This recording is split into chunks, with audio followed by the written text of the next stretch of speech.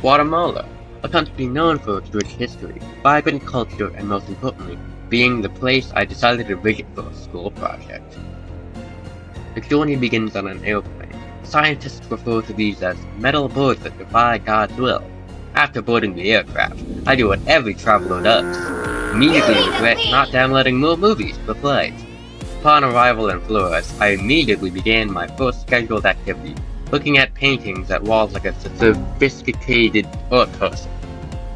The Yellowstone art tour showcases murals that tell the story of Guatemala, using a complex artistic technique known as painting things on other things.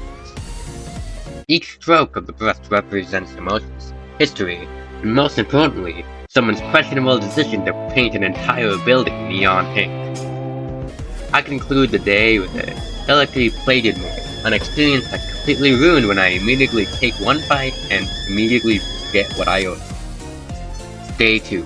With no vehicles involved, my primary form of travel is now on my own feet, a primitive, outdated system that somehow still functions.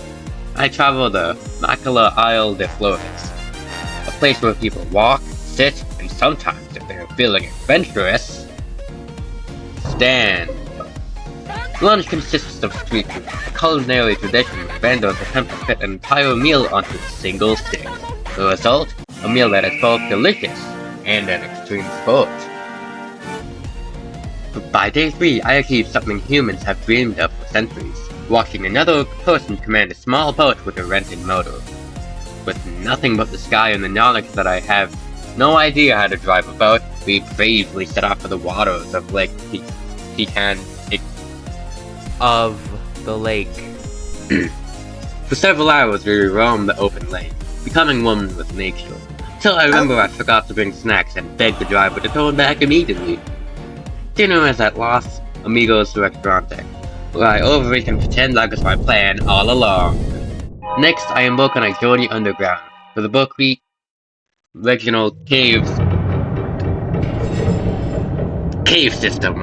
A cave system that has existed for thousands of years but is now only being blessed with my presence. These caves feature natural rock formation, which are just rocks that gave up and started hanging from the ceiling. Transportation today is provided by a tuk-tuk, a small motorized vehicle that's either an effective means of travel or an elaborate prank on tourists.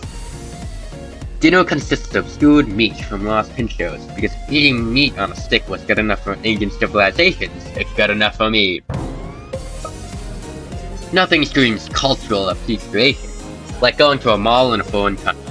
The Mayan Mall offers a diverse selection of food, shopping, and opportunities to spend money on things I'll regret later. I end my trip with a movie at Albina Cinema, because nothing says I just have explored an entire country like sitting in a dark room and ignoring all of it.